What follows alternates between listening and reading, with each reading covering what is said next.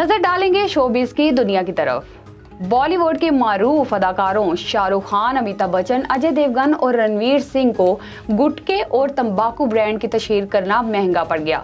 भारतीय मीडिया की रिपोर्ट के मुताबिक इन फिल्म स्टार्स के गुटखे और तंबाकू ब्रांड के इश्तिहारात में काम करने पर तमन्ना हाशमी नामी सोशल एक्टिविस्ट की जानिब से मुकामी अदालत में मुकदमा दर्ज कराया गया, जबकि केस को समाअत के लिए भी मुकर्रर कर लिया गया है।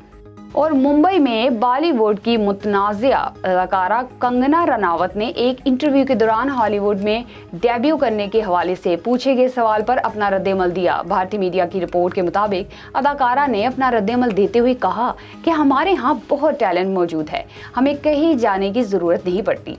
पूरी दुनिया सिमटकर एक जगह आ चुकी है। बहुत से लोग मुख्तलिफ ममालिक से भारत का रुख करते हैं और यहाँ काम करना पसंद करते हैं।